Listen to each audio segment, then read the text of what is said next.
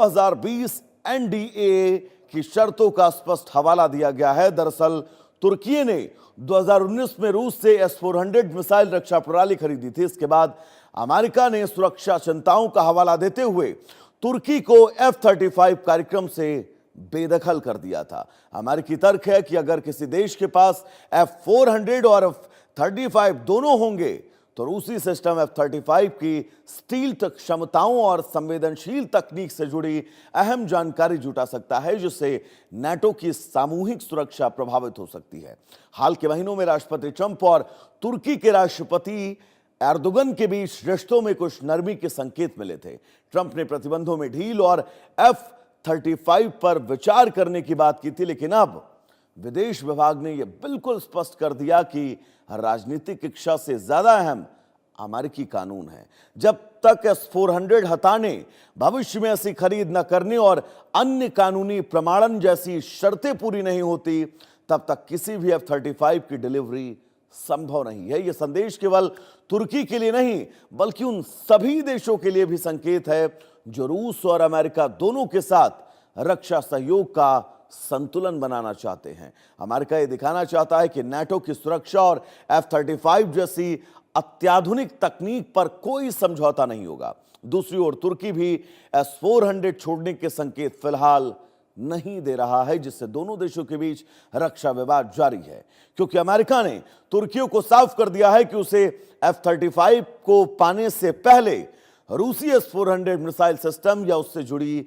किसी भी उपकरण को अपने पास से हटाना होगा। साथ ही तुर्की को यह भरोसा दिलाना होगा कि वो दोबारा रूसी एयर डिफेंस सिस्टम नहीं खरीदेगा और बाकी सभी कानूनी सर्टिफिकेशन शर्तों का पूरी तरह से पालन करेगा। लेकिन अब ट्रंप के संदेश के मायने क्या हैं, यह आपके लिए जानना बहुत जरूरी है। तो ट्रंप के संदेश के मायने क्या है, हम आपको बिग वॉल के जरिए ग्राफिक्स पर बताएंगे। दरअसल अमेरिका कानून पर समझौता नहीं करेगा, यह बात डोनाल्ड ट्रंप की तरफ से स्पष्ट कह दी गई है। नाटो तकनीक की सुरक्षा प्राथमिकता है।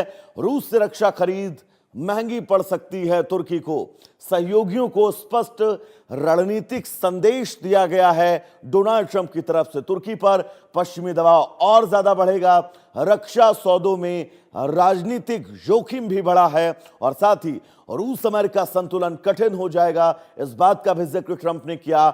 गठबंधन अनुशासन पर जोर दिया गया है, लेकिन इसका खाड़ी में दोस्तों क्या असर पड़ेगा, यह सवाल भी आप सबके जहन में जरूर खड़ा हो रहा होगा। तो खाड़ी में इसका क्या असर है, यह भी हम आपको बिग वॉल के जरिए बताएंगे। दरअसल तुर्की की वायु शक्ति सीमित रह जाएगी।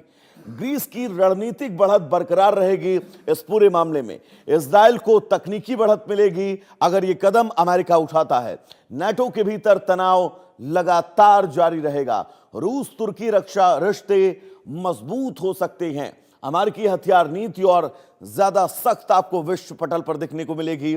खाड़ी देशों की खरीद रणनीति बदलेगी। पश्चिम एशिया में सैन्य प्रतिस्पर्धा बहुत तेज हो जाएगी, यह तय है। अगर इन तमाम नियमों को लेकर अमेरिका आगे बढ़ता है तो यह बहुत महत्वपूर्ण खबर, क्योंकि डील में S-400 की खरीद, S-400 के काम किए जाने को लेकर, उसके ऑपरेशन को लेकर बिल्कुल स्पष्ट मना कर दिया गया है। और यह कहा गया है कि अगर आपको F-35 और अमेरिका से रक्षा सौदे करने हैं तो आपको रूस के इस डिफेंस सिस्टम को फिलहाल ना कहना पड़ेगा। अब तुर्की एक ऐसे मोड़ पर आकर खड़ा हो गया है जिस मोड़ पर अब तुर्की के लिए मुश्किलें बहुत ज्यादा हैं, क्योंकि एर्दोगन जो विदेश नीति के मामले में खुद से ही अपनी पीठ थपथपाते रहते हैं, लेकिन अब एर्दोगन के सामने ट्रंप ने जो चुनौती खड़ी की है, उन चुनौतियों में एर्दोगन फैसला क्या लेंगे, ये बहुत महत्वपूर्ण है। क्योंकि एक तरफ रूस से रक्षा रिश्ते और दूसरी तरफ अमेरिका की सीधी वार्निंग।